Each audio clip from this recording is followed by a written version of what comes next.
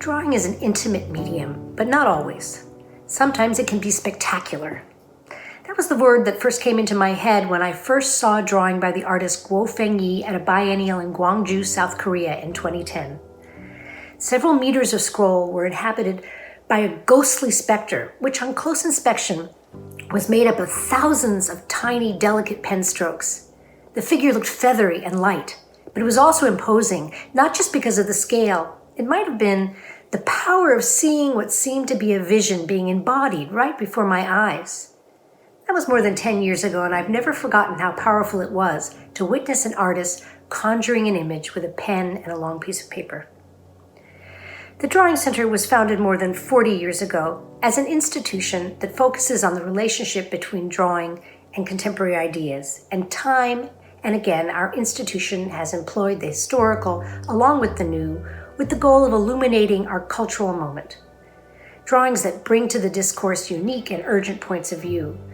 They're quintessential to the Drawing Center, and this is just what artists like Guo Fengyi did. She was a local artist who lived and made her work in Xi'an province, where she was born, and sadly, where she passed away at the age of 68 in 2010.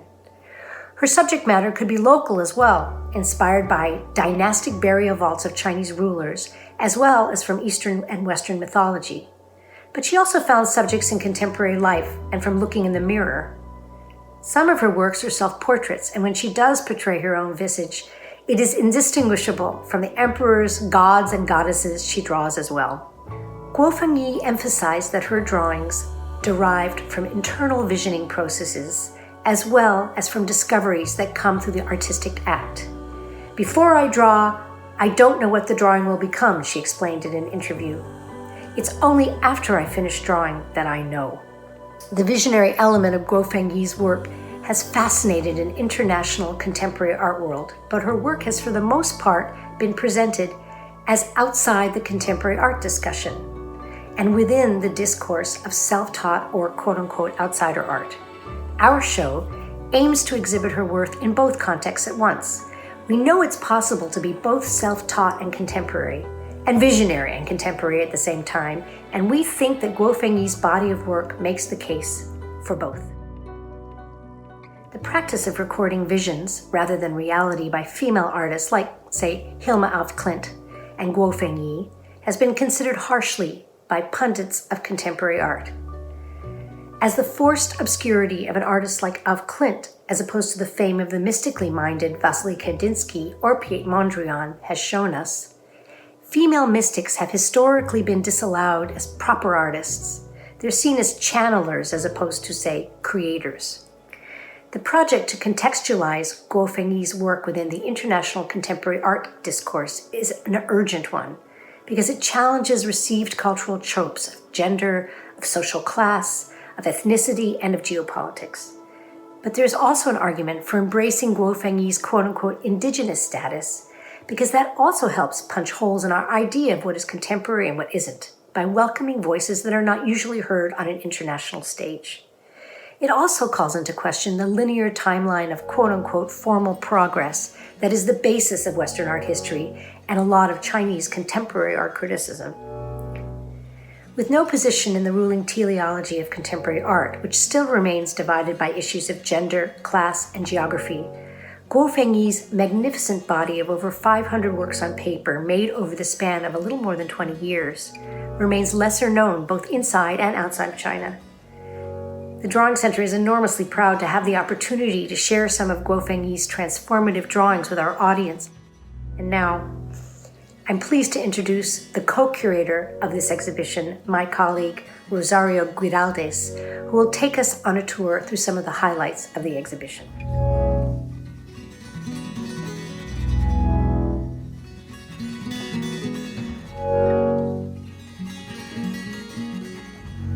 My name is Rosario Güiraldes, and I am the Assistant Curator, and I'm also co-curator of the exhibition Guo Fengyi, To See from a Distance. And I'm delighted to give you today a virtual tour of the exhibition. So because Guo began to draw as a result of her journaling practice, and subsequently she would begin every new work by first writing down the name of what she wanted to draw. On the center of the paper, or the support that she used, written language is really the origin point of her work, which is why the exhibition begins with one of her early journals.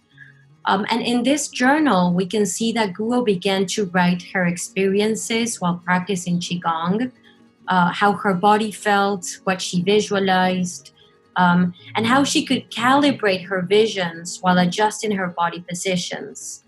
But very quickly, Guo transitioned from writing her experiences with meditation to making drawings of these experiences.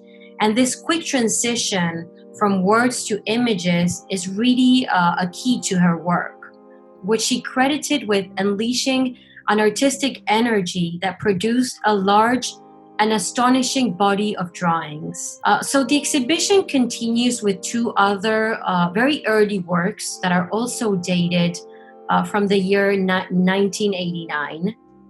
In the Buddha of the Underground Palace of the Giant Wild Goose Pagoda, which is a blackened drawing made on calendar paper, we see a Buddha meditating on a lotus throne. And this Buddha is understood to exist among a collection of treasures that were kept in the underground palace below the giant Gold Goose Pagoda that was built in the year 625 in southern Xi'an to store sutra scrolls and other treasures that were brought from ancient India by a Chinese Buddhist monk. But to me, the most surprising aspect of this drawing is that it is dated June 4th, 1989. And on this day, one of the most significant uprisings in modern Chinese history took place as pro-democratic protests, including students from Beijing's art schools, seized Tiananmen Square, calling for greater accountability, constitutional due process, and freedom of expression. And this event transformed the political course of China, and especially the field of art. And what's for me really interesting is that while all of this was happening, Guo was instead at home trying to visualize how this buried Buddha looked like. The next drawing that I want to talk about is titled 4 Diagrams of the Divination Procedures in Shu Shi's The Basic of I Ching. And this drawing is dated from 1990. And the I Ching, or the Book of Changes, is an ancient divination text that explains the principles of reality. Neo-Confucian philosopher Zhu Xi read the cosmological diagrams in the text primarily as graphic representations of the constant changes in the natural world, and stressed the importance of divination as a method of self-cultivation. So in the middle of this drawing is a Chinese character for yarrow duck, surrounded by pink lines and circled by a blue circle. Extending out are bands of figures and stalks of yarrow, which together describe the method of yarrow stalk divination that Zhu provided in his text, The Basic of the Book of Changes. Next is a drawing that is titled The 6th Anniversary of Guo Fengyi's Qigong Practice, and this drawing is dated from 1995. And as I said before, Guo's drawings practice was an integral part of her Qigong, that as this drawing's title indicates, she had been practicing for 6 years by 1995. The delicate lines circle and curve, but simultaneously create a solid texture to this very long drawing. The Chinese cosmology principles that Guo infused into her drawings was not simply a matter of style or subject matter, but rather a quest to manifest the understanding of the connections between the human body and the universe.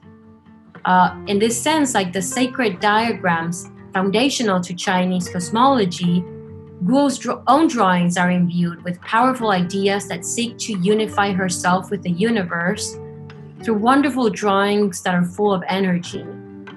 And here we can see also how in less than 10 years, Guo duplicated, if not triplicated, the size of her works from the scale of a small journal to up to 13 feet long, or 4.5 meters.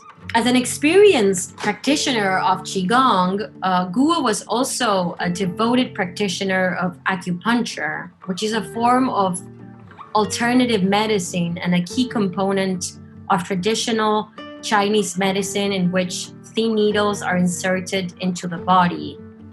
In acupuncture, the body is understood as a network made up of meridians or channels and acupoints. And the liver meridian is one of the 12 bodily channels, and it has 14 acupoints on it. So in the diagram of the liver meridian, Guo, however, inscribed her own numerology that was inspired by ancient cosmological texts within the bands that extend out from the center. Next, taking advantage of the verticality of the paper, a male figure dominates the composition of Little Old Men, which is date 1989.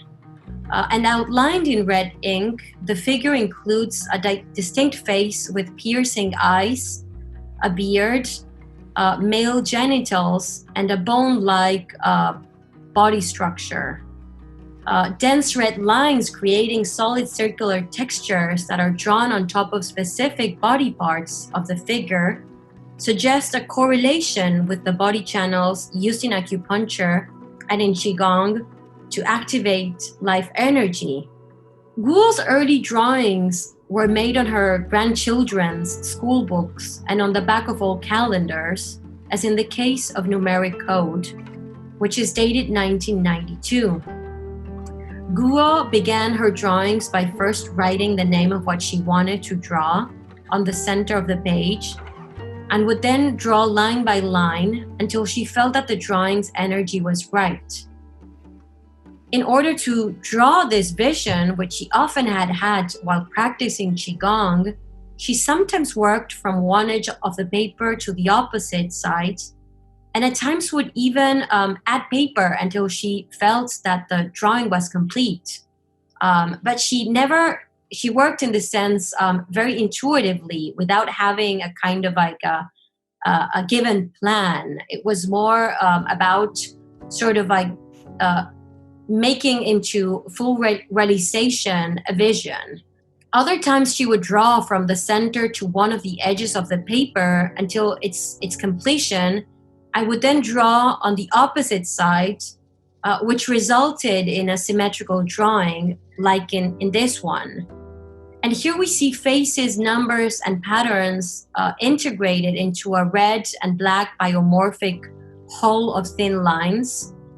And the drawing is part of a series that Guo made in the 1990s, all of which share the same kind of support, which are old calendars, as well as similar imagery and intense colors. There's a lot of blacks and reds and yellows. Finally, and to conclude with this virtual tour, embedded within the dense composition of Ancient River, which is dated 1993, are the Chinese characters for fire and Ancient Yellow River map, which is a phrase that very directly references a schematic drawing of the cosmos that has been used as a basis for Chinese cosmology. The Yellow River map is a key diagram in Chinese cosmology and is connected with the Book of Changes, the classic divination text that explains the fundamental principles of reality. Thank you very much for joining us, and that's it.